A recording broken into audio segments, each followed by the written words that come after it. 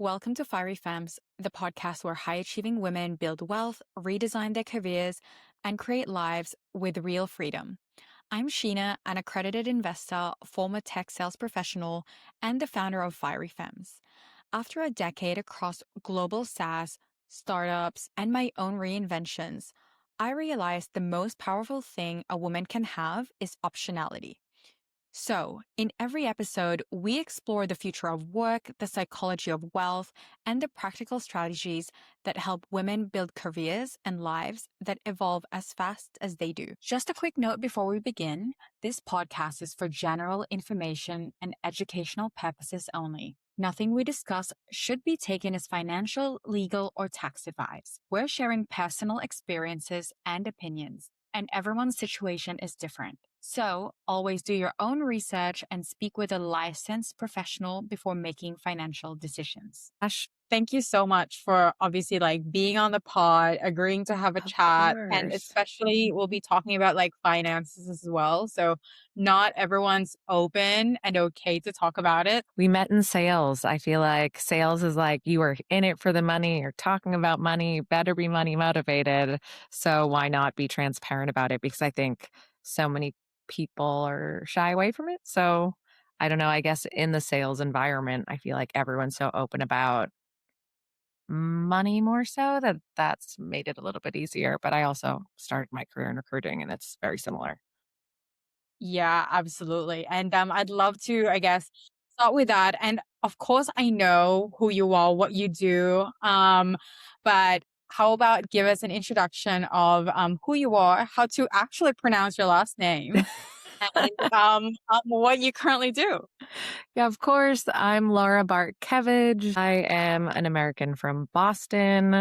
We obviously met living in Sydney for 5 years, but I'm now currently in London and I've been here for 8 years. And I am currently leading a mid-market team at Ironclad and I am building out the team here. I joined when we were less than 20 people. Our goal is to be 60 by the end of the year. We have some really aggressive growth goals for EMEA with 50% this year. So really excited to be part of the team and the expansion. I love it. And I think it takes a certain kind of person to absolutely love the scale ups that you've joined as well. Yeah, it has been a fun ride. I think it I think it's definitely my favorite part is being a part of really small businesses in London specifically. They're normally big American companies that are looking to expand here and then being able to help them scale from sub 20 up to 60 up to 100 plus, similar to what I did at Figma. Amazing. And I'm super excited to dive deeper into that and just talk more about all the scale ups. Because I think when I talk to other people, like my peers, they're like, I'm so done with startups and scale ups. And I'm just like, it's the best. You can mold it Eh, to how you like it and what you love.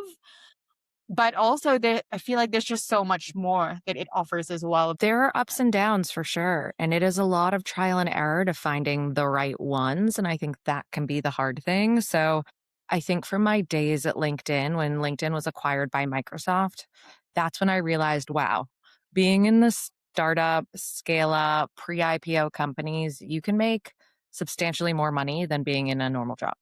And I think that was one of the things that really drew me into the startup space after that acquisition and getting a lump sum of cash, then being able to invest that in a portfolio. I was like, wow, this is just on top of my normal job. So from there, I've really tried to look at different startups and scale ups as one, what's the product market fit that looks like it's a really exciting opportunity? Who am I going to be reporting to and what is the leadership like? Because culture is so important. And then what is the vision for the next 3 to 5 years? And does this align with what I want to do in my career? So I feel like some of the more notable companies I've worked for have had LinkedIn leadership and the culture at LinkedIn is pretty exceptional. And I feel like having that as knowing who you're going to be working for, who's worked at similar companies to you, really makes a massive difference. But I feel like I've heard from a lot of people that have picked startups that if they've burnt out, haven't set the right boundaries with work. And that's a good mix of some of that's on you and some of that's on the company. But I'm a big believer of if you aren't happy, you should leave. And if you feel like you're being burning out, you should go because change tends to be a good thing. Sitting in the uncomfort tends to be worse for you than just making the decision to go somewhere else. I agree, completely agree. And I think we have the same feelings and I guess comfort levels of leaving a job that doesn't serve you, even if it's short tenure. I feel Of like a lot course. of people stick it out for a year and I'm like, but your health, your Why? mental health, you can't sleep. Yeah, the company I was at, so after Figma, I was at Figma for 4 years. I was one of the first managers there, to help build out London. I was also involved in helping, like, scale Berlin, Paris, was involved in hiring, I think, over 25 to 30 people, which was incredible. A lot of scale, was there for the journey of the company going from 70 million to nearly 1 billion ARR, which was fantastic. But after that, I decided to take a 6-month break, and I just needed it. It was a time I was almost there for 4 years. It got to a point where they were nearing IPO, and it just felt like the right time to take, like, a break for myself and really travel, spend time with family. And I joined a company for a short stint right before Ironclad for 3 months, and I knew very quickly after joining that it just wasn't for me. I felt like that where they were as a company and the growth that they wanted to get to wasn't really aligned with what they were doing as a business. And though it was a really solid product and the people were lovely, it just wasn't for me. And I knew I could stay there and be unhappy for the next 12 months and be frustrated by the same things every day. Or I could do something about it because at the end of the day, like I'd rather know very quick. I'm very decisive in a lot of ways.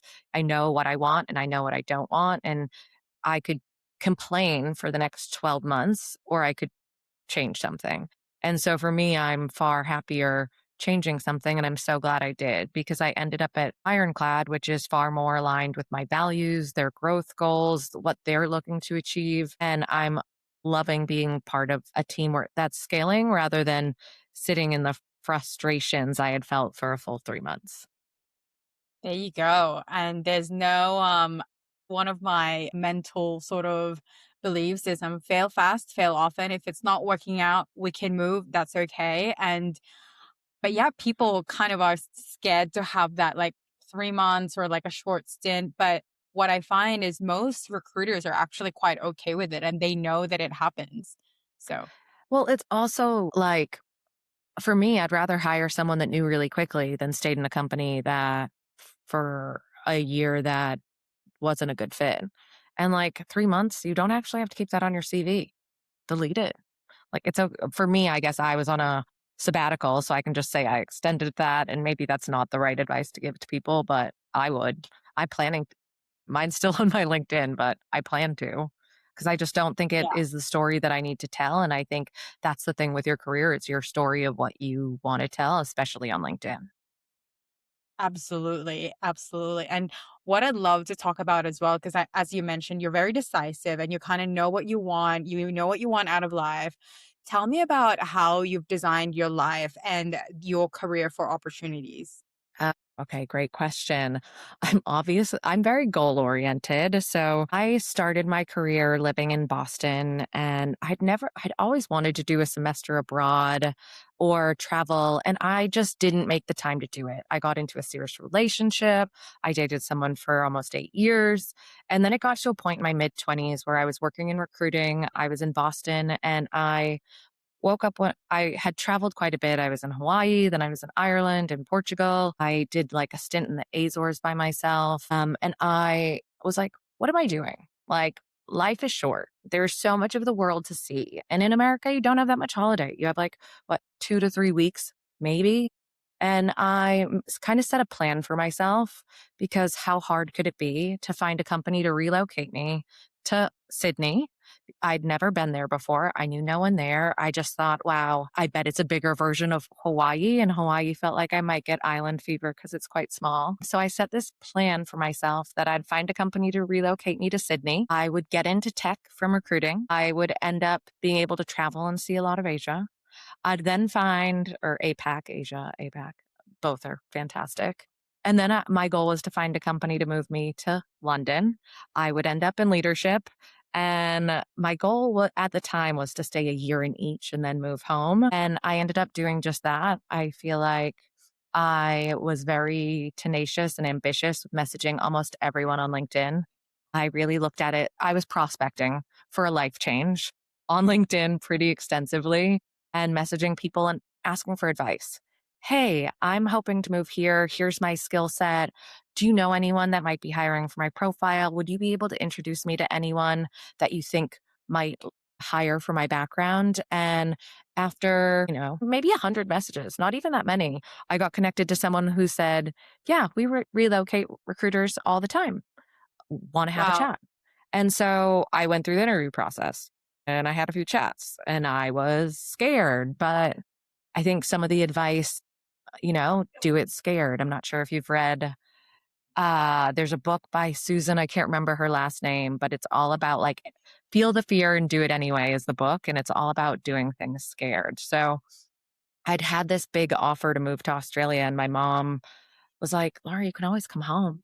And I was like, "Oh, you're so right." Like I was so scared, but I was like, feel the fear and do it anyway. And so I got on a plane and I moved to Australia and I joined a recruiting company and I did not like it. I was probably one of 3 women in an office of like 50 people, and they were so lovely and so nice to me. I was also the only American in an office of all English people, which they were great, but it just wasn't what I was hoping for. I felt like they all had their own little lives. It was really hard to meet people.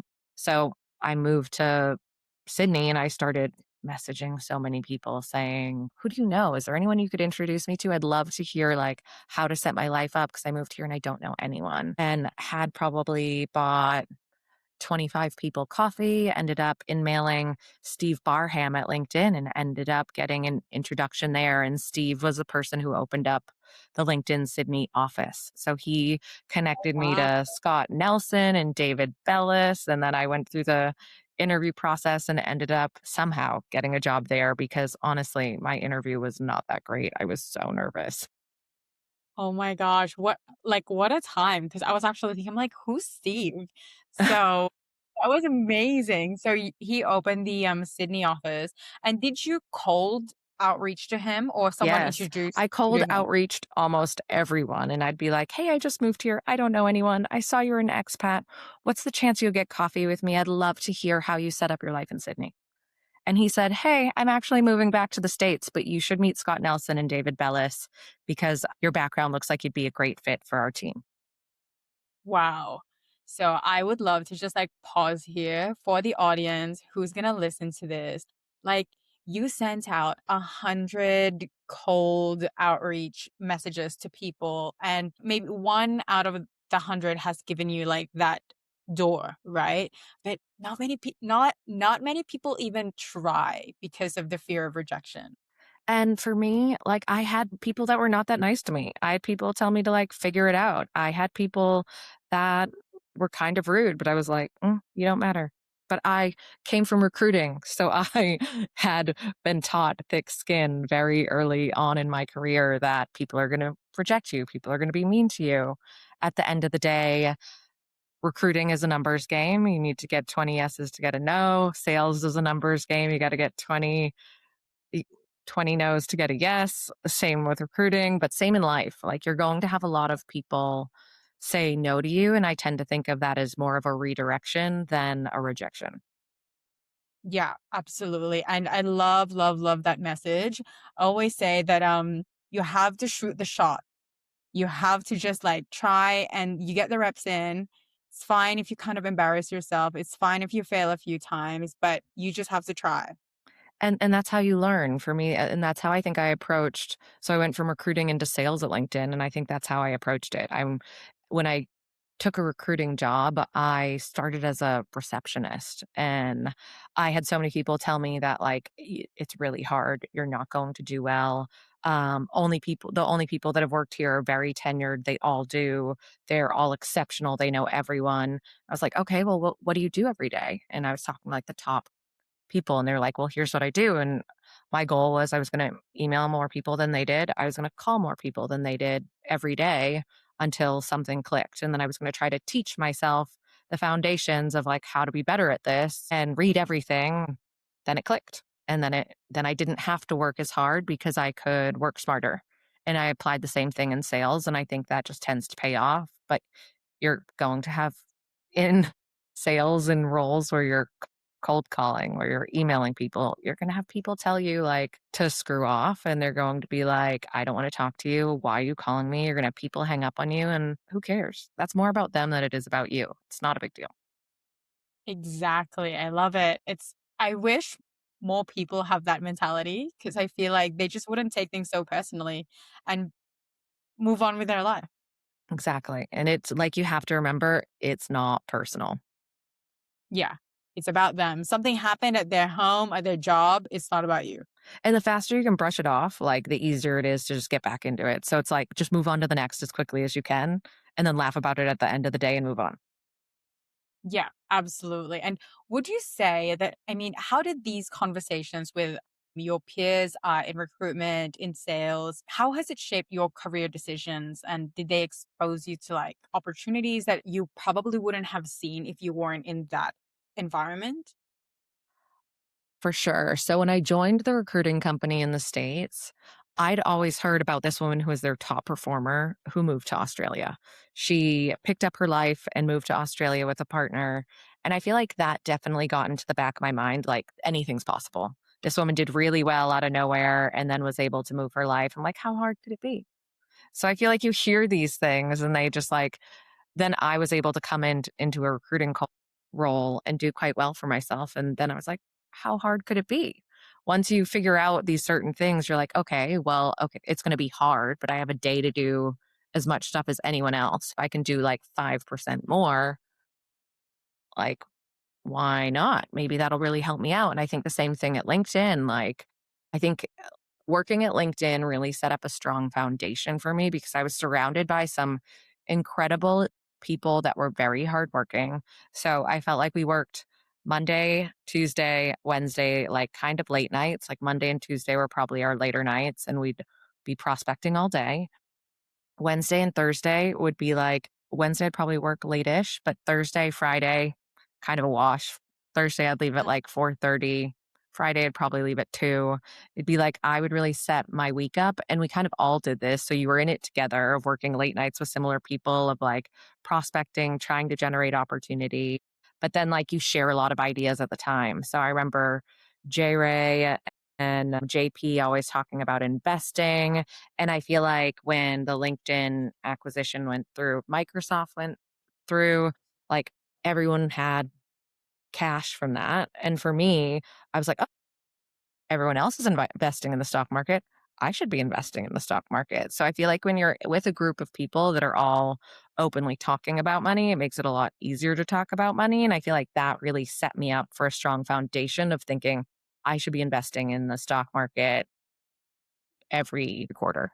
Every time I'm getting paid commission, I should be investing. I And I've love just it. And carried that into my life. did you know about stock investing before J Ray and JP told you about it? I did, but I didn't realize how accessible it would be to me until the LinkedIn acquisition went through and I had a lump sum of money to play with. And thankfully for my past self, I put most of that in Microsoft, which paid off pretty well. And then dividend reinvest. They were able to invest in Australian startups and I couldn't because I was American. So there were some limitations of what I could and couldn't do, which was kind of disappointing because they made some smart moves back in the day. But from there, I started recognizing, okay, what's the tech I use almost every day that I love? What are the other stock? So I put a good amount of money in Microsoft. And then when I'd start getting commission checks every quarter, I'd be putting like at least 500 to $1,000 in the market into things that I was obsessed with, that I used regularly, and that I was really interested in. And I feel like that's what really helped me just getting more of a mindset of like, this isn't that out of your realm of access. Anyone can invest because it really doesn't matter how much as long as you're investing some because the growth potential is incredible. Definitely. And I love how you're saying that you're using this product, you're using it day in and day out, you love it, therefore I will invest in that because you're actually using it. And I guess like the more that you use that company as well, you're actually one helping its growth and its stock price. So Yeah, exactly. And then I think like pay attention to the news and the trends and follow that and have that be like a means to drive some of your decisions. For me, like the market is always going to fluctuate. So you also, I think like some of my, you have to get 20 no's to get a yes. Like you have to understand the market's going to fluctuate. Don't be scared. You're in it for the long game. You're not looking to cash it out now. Don't worry about it. So even when COVID hit, I saw this as like an incredible opportunity to buy. I was like, wow, okay, I'm going to put in some money because what? I'm sitting at home, I'm not spending money anyway. I'm going to figure out, okay, I'm going to look at who's trying to cure COVID. I'm going to invest in those pharmaceutical companies. And then all the rave of what everyone was saying is Nvidia, like Microsoft, some other big companies. Nvidia had so much potential. So it's like, I'll throw in some money there and see what happens. And it ended up really being an incredible investment for me. I think I tried to diversify consistently as I'm putting money in, and I'm always like following the news in the stock market at least like once every few weeks to see, what's top of mind, what's doing well, what are predicted to do well. And I invest what I'm not afraid to lose. Like, I feel like women our age are so carefree about buying designer bags and designer things. My money's in my portfolio. Like, I have a few of that stuff, but for me, buying material things is so much more stressful because my parents conditioned into me like frugality, like not to be spending on stuff. You should be spending on experiences and you should be saving. So, for me, buying like a designer bag is so stressful. Even though I make my own money and it's my money and like I have the money, it's stressful because I feel like guilt and shame around it. But investing isn't because I know that could grow into something more. And I think because I've had success with that and I know the market's going to fluctuate, like today, my portfolio isn't as strong as it was 3 months ago. Do I care? No. Do I think it's going to be up in 6 months? Yes. Am I here for the yeah, roller coaster? Yes. You have to like be slowly investing and thinking of it as in 10 years this is going to pay off. Right now it's going to be volatile. Don't check it every day. exactly. At the moment, as we're recording this is like February 2026. The market's in the red. Have I looked at my apps? Absolutely not. It's not good for your mental health, and you shouldn't be checking it every day anyway. Exactly. Um, like But I I know also it like it is what it is. It's a data point and it's like, okay, I wonder what it'll get back up to. Like if you look at any of the stock markets, they all just like fluctuate up and down and up and down. So it's like it's going to go back up eventually. Be here for the ride and don't worry about it, but also invest what you're okay to lose. Like I made some choices in the market that haven't done very well. Like iRobot did well for a while. I think they just filed bankruptcy, lost like 2 grand, but like whatever. It's 2 grand in the yeah, scheme of things.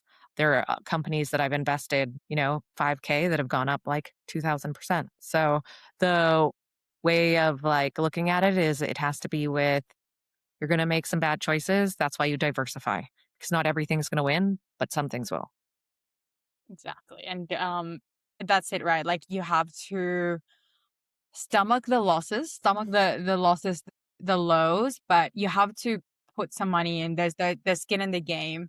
And I would like to know, because we've talked a lot about like individual stocks, individual companies. Do you invest in like the diversified like index funds? Mm-mm. Not at the moment. So, because I'm American and I live abroad, it's best for me tax wise to invest stock by stock. So, I Okay. do have like a pension here and I have a financial planner who looks after like my retirement. And I'm sure that's where my money's in funds. But for me personally, when I'm investing on my own, I'm doing stock by stock. But for me personally, that's also because it's better for tax purposes. And that's just a choice that I accidentally made that found out was actually better for me. And then I've just run with it. Yeah. I mean, if your mutual funds, like with a financial advisor, that's what they usually do as well. Like they like the diversity of index funds. So absolutely. I do the riskier bets myself. The advisor usually like, no, let's do this instead. Same. That's where I'm like, I like making the risky choices, and that's where I find fun. So I'd rather put my money into things that are going to be, spicy or, potentially up and down, but then it's in my control. I'd rather I lose my money than me give it to someone else and they lose my money. So I'm happy for them to take the safer bets. Yeah, you'd be like, "Oh, I'm so pissed at you," but if Right? Like I'm a control yeah, freak. I want that on me. yeah, yeah, exactly, exactly. And so you mentioned earlier that you do look at the news maybe every few weeks. What where do you usually find this news? Oh god, I go into Apple, I look at stock, I tend the stock app, I tend to go through that. I'll go through E-Trade and see what it's saying about my portfolio as it is. I'll tend to like search top performing stocks, top predictions for 2026, 2027 for growth stock. Like I feel like the Taiwan semiconductors consistently getting like a lot of shout outs. Obviously, Nvidia, everyone's wondering when the bubble is going to burst. And then there's so much in the AI space that is like making a lot of moves right now, but it's all really risky if it's all in the same space. So for me, yes, the AI bubble is a portion of like, and that ecosystem is a portion of what I want to invest in. But then I want to invest in a lot of things that are not as heavily influenced in that bubble. So I think robotics, batteries, those have been other trends that have been predictions for 2026 and 27 that I try to invest in. There's a variety of companies that I follow, but I tend to read a lot, like read like the Financial Times at the gym. I know, cringe. I'm that girl in the sauna, but I find it fascinating. I want to see what's going on. I like to know. I like to be up to date with all of these things because I think it helps you make more informed decisions. And I'm not saying I'm reading every article in detail, but I'm trying to see the trends. And then I'm using AI to also help influence my decisions. I'm asking chat, like, what are the stocks I should be investing in? What are some of the upcoming predictions for 2027 and 2028? Like thinking like 3 to 5 years ahead, and then trying to look into subcategories within that. So for AI, I tend to use it as like a get general knowledge, and then I try to go deeper on my own in like different news resources or in just like Google. And then I can try to use AI to go deeper into those categories. But I do find it's like clunkier than it is just trying to read a variety of different news sources. Yeah, And, like, definitely. let's face it, predictions are always risky. So, it's all a lot of, like, diversifying your risk on what you're investing in because might all flop. Yeah, and I think it's also great that you do your own analysis, like, you actually read individual, uh, places where you can find information. Because then I always think about, like, what if I don't use, like, critical thinking skills and I rely heavily on, like, Perplexity or Claude? So, I think that's great. With the how you use all these news articles and in these, places to make informed decisions. Moving forward, obviously, we know that you've chosen pre-IPO companies, and you're an American citizen as well. I have American friends who's like lived in the UK, Amsterdam, and then Australia, and they did tell me the tax situation is hairy. So Yes. we implemented. Understatement. Yep. Yeah, I'm scared of the IRS. Thank God yeah. What I guess, like, what strategies have you put in place just so that I guess we can minimize like tax shocks or just to make sure that your affairs are in order? Oh, goodness. Be very aware of the implications of taxes. So, as a US citizen living abroad, no, one, you're paying taxes to the country you're living in. And there is often agreements with the US that you wouldn't like. For me, I tend to have to pay um, like federal tax, but it's a small portion because I pay 45% in the UK. So because of that, like I just have to pay someone else to do it. I have someone who looks after my taxes. He does my UK, my US taxes. He makes sure my affairs are in order. I make sure I keep everything organized and on track. Make sure I do my S bar every year because that is like where you have all your foreign investments. The US, What's what an they care An F-bar is a file that you have to fill out as a US citizen that tracks all your money over a certain amount in all the bank accounts you have. So it really just ensures that that you're claiming your foreign investments to ensure you aren't, trying to harbor money and hide money from the IRS. But the US is the only country that really makes you pay double taxes. And it's not necessarily double taxes, it's probably like a small amount on top of what you're paying elsewhere, but it's just most important that you're claiming everything and that you're filing it accurately. And it's painful, it's annoying, but like that's the cost of living abroad. Yeah. Got it. Got it. That But sounds pay someone scary. else to do it is the only advice I would ever give anyone because it's not something I want to manage. It's not something I want to screw up and it's too risky and it's not worth it. I'd rather know Yeah. it's done and done well. Who gave you the advice to pay someone else and also like to really look out for the tax and IRS when you move abroad? When I was living in Sydney, it was just too hard basket. I was like, how, one, I have to do my Sydney taxes. Now I have to do my American taxes. Like, this looks complicated. I don't know what they're asking me. So I'm just going to outsource it.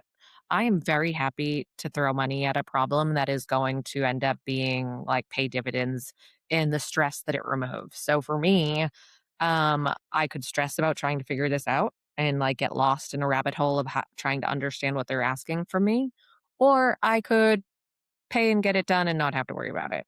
So I think that's just part of my personality of like thinking through the risk and the reward and making decisions. And for me, that money is always well spent. In the UK, it's far more complicated. You have certain like tax codes. I think my like 3rd year here, the employer I was working at screwed up my tax code. I ended up owing like 30K to the UK Pounds. government. Yeah, £30,000 to the UK government. I had like 12 months to save and pay. And I had the money. I just didn't want to take any of my money to, it's just like, ugh, such an ick to me. Like, give people more of a heads up, help people. The UK is like, you have to do it by the 31st of January. So it was so stressful. That was like a very painful moment for me of I had been having someone do my taxes, but my your code as your employer put me in was not accurate. So I was being for some reason that was set up wrong and then I had to deal with the like pain of it. And it was like a new job and I guess I could have put things together, but I didn't. And so then like it's just something that you have to be on top of and more mindful of or it will bite you. There you And go. I know I'm not the only person that that's happened to. I'm sure it happens pretty regularly. And not being smart about your taxes causes so much more stress in the long term. I've had friends who didn't realize like cashing out RSUs would have a huge tax implication and then ended up being like, okay, well, I didn't factor that in and I bought something and now I have to pay a huge amount to the US government and I didn't realize it. So it's like whenever you're making decisions around your finances, if you're an expat and even if you're not, you should be talking to a tax advisor and you should be paying for a good one because if you do, you're more likely to save money in the long term than trying to cut corners on a more affordable tax advisor that might not be able to help you think through things to save money in the long term. Exactly. I was gonna ask you, with the person that you hired for your affairs, did you have to interview several financial planners or they were like the recommendation from a good friend? Obviously, your network is your like net worth, I think, in a lot of ways. And so I was shopping around for a financial planner when I was at Figma, and I ended up going with this guy, Toby, who is exceptional in London, who was recommended by our general counsel at Figma, who like 7 other people started using. Not only is he exceptionally smart, he's like fun, normal, good chat. So it's like I know I'm happy and I I guess I trust him. We built up a great relationship that I trust him, but because I know so many other people have vetted him and trust him, it's the social proof. It's like similar to sales. You're going to use products that you know other people use because they like them. You're going to buy from people that you know other people have bought from because they like them. Same with my financial planner. And he's also how I found my tax person because I had been using someone else for a while, but this guy, John, my tax advisor in the UK, had consistently been getting recommended as like a great person. Toby liked working with him because he was really aware of like US and UK taxes, investments in like pension here and in the US, and things to be mindful of. And it's complicated having people that vouch for each other, that know each other, and then I recommend them other people. And it's just been a really good network of people who work with the similar people who all have like speak very highly of them. It makes you feel like it's a better decision. Yeah, absolutely. Well, shout out to John and Toby. Seriously, if you're in the UK and you need contacts, ping me. There you go. We'll have it in the show notes. They'll love you forever. And they probably already do. And I'd love to know as well, like, moving into navigating equity, liquidity, and risk in tech. Obviously, we love tech, but we also know there's the risk and rewards in tech. It moves in cycles.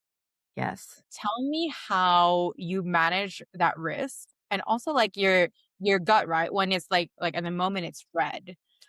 Like, how do you talk to yourself Oh during these? God, we can talk about Figma. Okay, so first off, don't join a company if the salary and the OTE you aren't happy with it.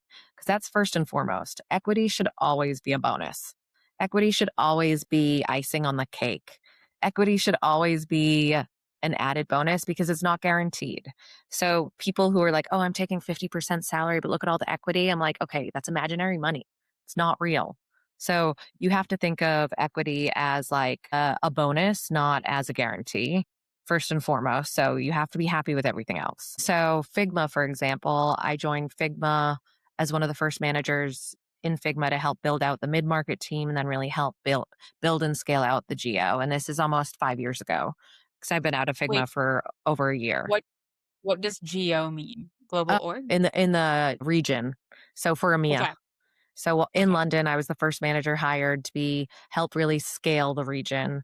And so though I focused mainly on London, I was really involved in helping with Paris and Berlin when we opened those offices too. And then also some overlap with helping Singapore and anything like outside of America. But the equity game was like a lot of potential. I joined when we were 70 million, we got to a billion. Equity was a big portion of like the excitement, and Figma was the golden child for IPOs last year, had a huge exit. Almost the goal was to get 21 a share for Figma's IPO. I think it exited at I think 80. And Mhm. then Wow. it's so obviously there's a lockout for ex employees for 6 months. For current employees, I think there's was also like a freeze for a quarter.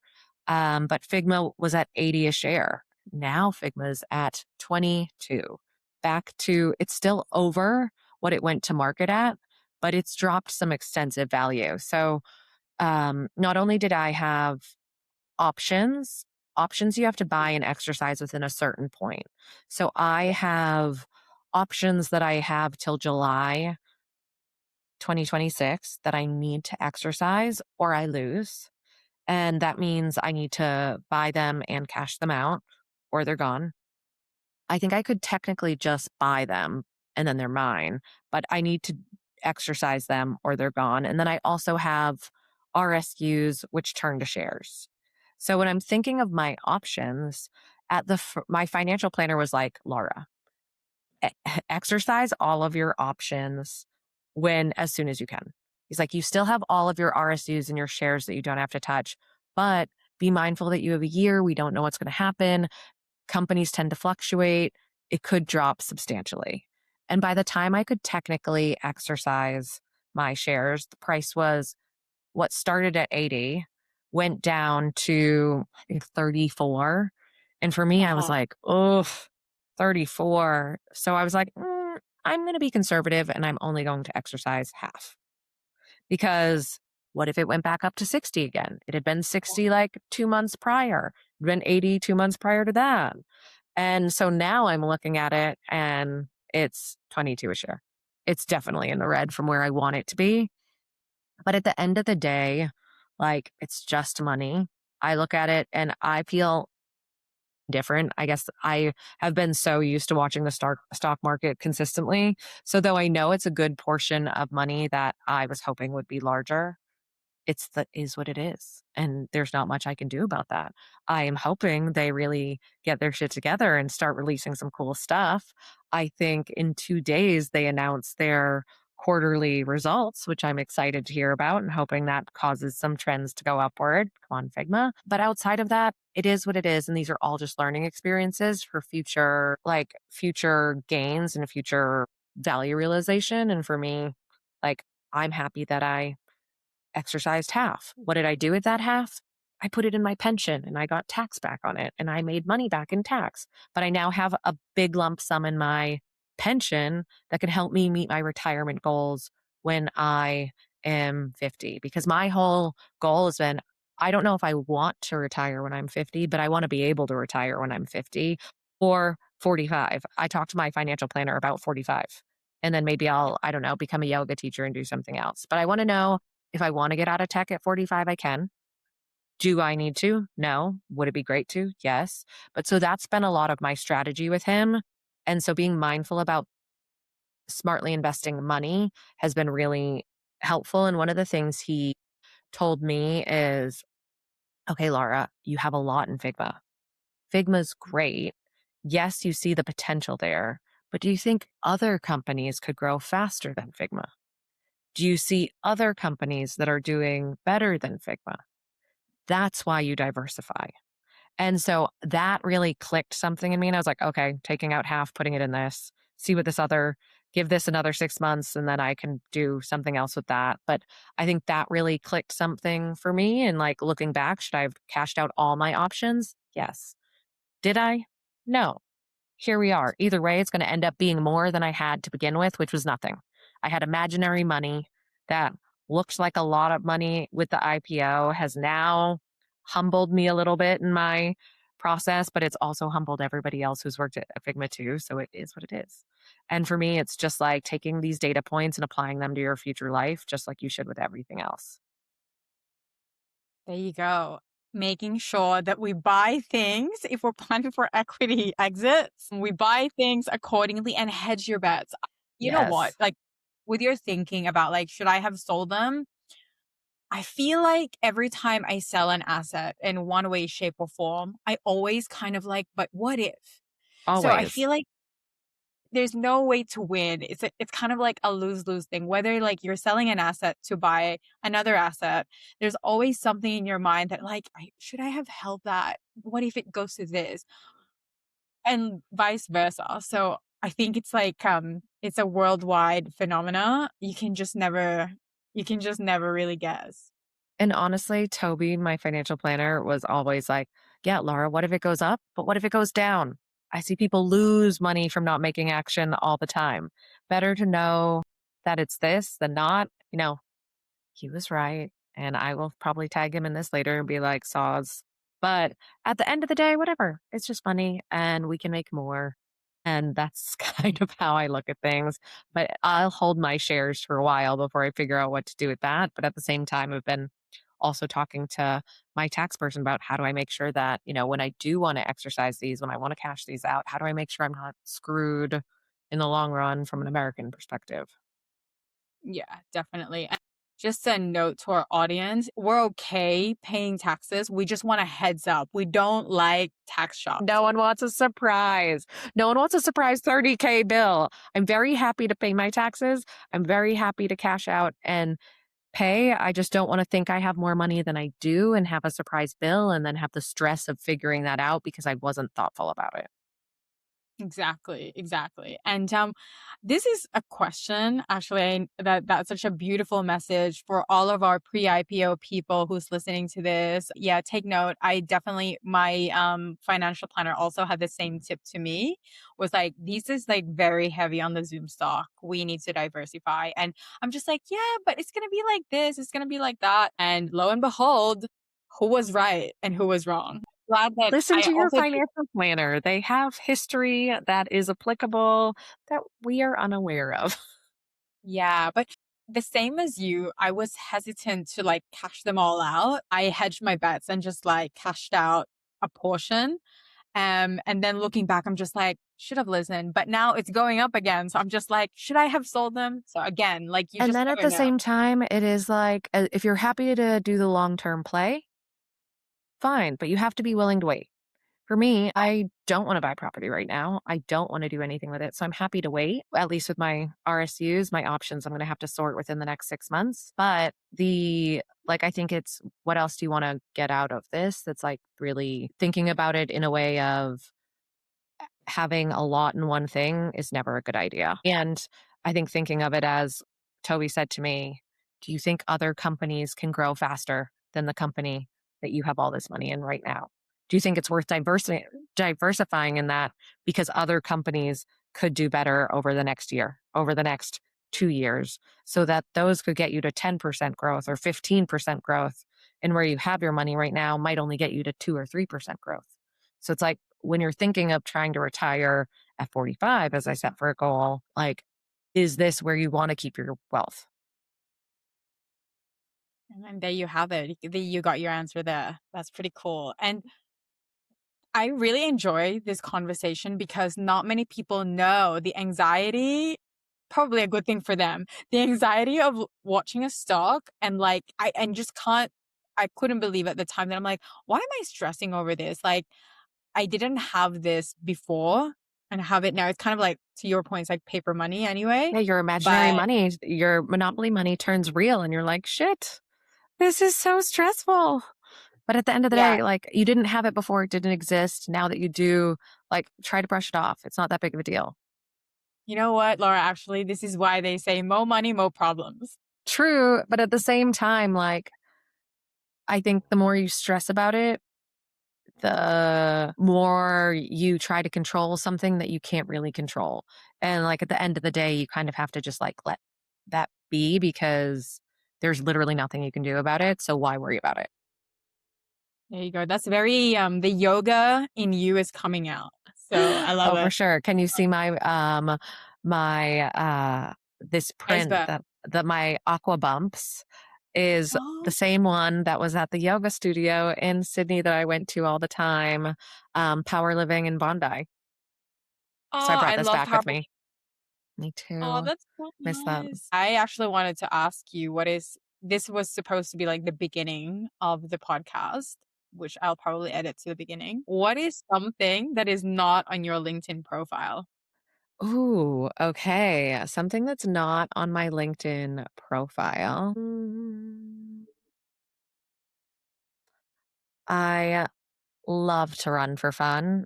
I am very active in yoga and I go at least 2 to 3 times a week. I love to lift. I'm also a regular sauna goer.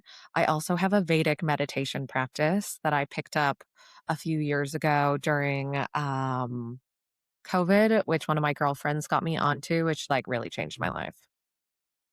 Oh, what's that? Is that a Vedic meditation? Vedic meditation is when you have a mantra that is like very personalized to you. You go through a training course and you do 20 minutes in the morning, 20 minutes in the afternoon. And I'd say I was very strict with my meditation practice for a few years. And now I probably do it in the mornings most days, but I don't always do the afternoon one. But I find it's just really made me more mellow, more chill. I don't get flustered by much. I don't get upset by much. I feel like it's really helps level me out and be better at decision making, remaining calm in stressful situations. I kind of was anyway. I really don't get flustered that easily. I definitely don't get mad. I don't understand people that do, but I feel like it's made me far more level headed in life. That's so good. But yeah, to your point, Highly I feel recommend. like the Laura that I remember was like super chill. So I'm definitely this is still super chill. yeah, I can see the glow. And you've been in tech for a while now, and you've seen the ups, downs, the sideways, the questionable things happening. What advice would you give to 20-year-olds today? If you're going to get into tech, do it for a reason that aligns with what you want. For me, it was money, it was paying off student loans, it was being able to move abroad, is being able to like have an independent life because tech is lucrative. But my advice would be to find companies that align with your values and leave when they don't. And if you feel like sales is a grind, BDR is a grind, but it's a great entry point into a career. And sometimes you have to take jobs that aren't perfect and aren't what you want, but know it is for a period of time. Do it for 2 years, do it well, and then move somewhere else. Get like the skin under your, what is that saying? Skin under the game? Skin on the game? Skin in the Get game. That is like building the street cred for yourself or the credibility of being someone who shows up, works hard, works harder than everybody else, is going after their goals. And then if the company doesn't align with your values, go somewhere that does. There are plenty of great companies out there, and there are plenty of bad companies out there. Do your due diligence with using Glassdoor, with talking to other people that have worked there. Try to message other people that work there and get intel of what it's like to work there. Be mindful of what's really important for you in making decisions so that you land in a place that values you, where you can succeed, where you can grow, and where you don't burn out. And if you do, take a work break. Okay. Take a work break. I like it. Like it a lot.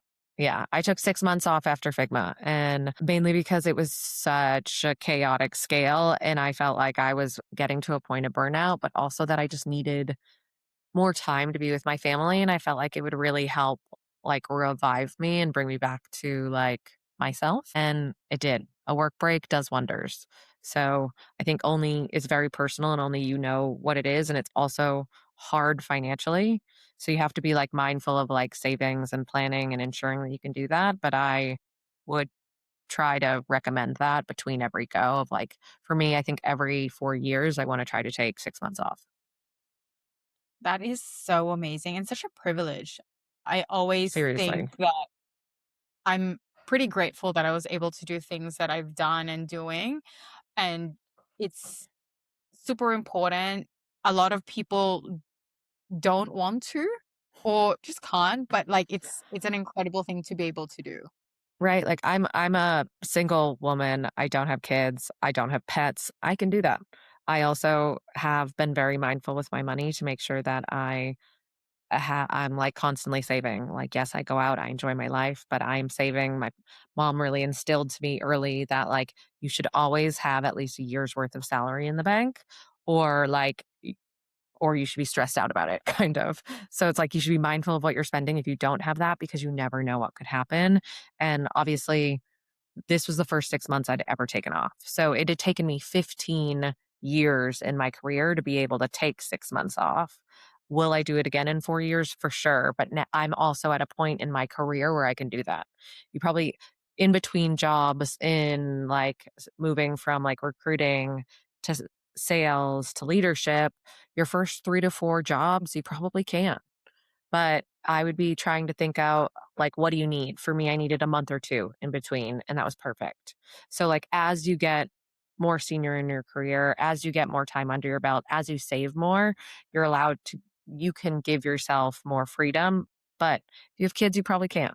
So, there are things in life that really change those dynamics. And for me, I look after me, so it's like, it wasn't that hard of a decision.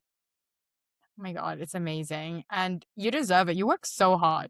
I still remember, like, those, evenings that you would actually be still in the office, and now that you're telling me, it's like it's a prospecting day. Yeah, always. It was Monday and Tuesdays, and, like, we're always late night prospecting days, and, So like, I cool. brought a lot of that into my job now, but it's normally, like, planning on Mondays, PG Tuesdays, like, blocked out full days, and no internal meetings.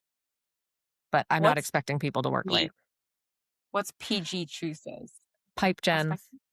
yeah, prospecting. Prospecting, is that like calling, LinkedIn? Everything. So I want my team to, 1, we're planning on Mondays, what are the accounts you're going after? Who are the contacts you're going after? You're planning it all out on Monday, and we're gonna put it in a spreadsheet, and then you're gonna highlight as you go on Tuesday, and your goal is to get as much output into your key accounts as possible. So you probably have account plans built out, you're being really thoughtful about who you're going after. It's hyper personalized outbound, and so it's a mix of emails, LinkedIn, cold calls, and just really doing everything you can to break into these accounts. Normally, I recommend using like an outreach or a like sales loft. So you have a visual of how many touches you need to do for this contact. So you don't lose your flow because you're reaching out to a variety of people today, say Tuesday today, but then in next week, you want to keep momentum and consistently contact people. So using the outreach or the sales loft, just make sure your sequences or your cadences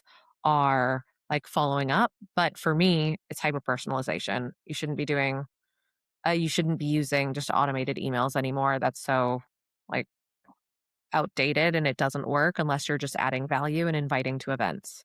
Um, but it's a long process and it's a lot of work, but it pays in dividends. So the more you put in now, the more you'll get from it in the future. And I think that's how I like the work you put in today pays off tomorrow. Inputs equals outputs. There you go. Thanks, Laura. 100%. Thank you so much. This has been super insightful. I know that I'm going to have a great time editing this. So thank you so much for being. Well, this has been so fun. Thank you so much for having me. I feel like it's such a privilege. And I've loved chatting with you and seeing you again and catching up. This has been so great. Thank you for listening to another episode of Fiery Femmes. If this resonated, share it with a woman in your life because we rise higher when we rise together. Don't forget to follow and review. It helps more women access the tools and conversations that build wealth and confidence. For more career and financial empowerment, come hang out on Instagram and YouTube at Fiery Femmes. I'll see you in the next episode.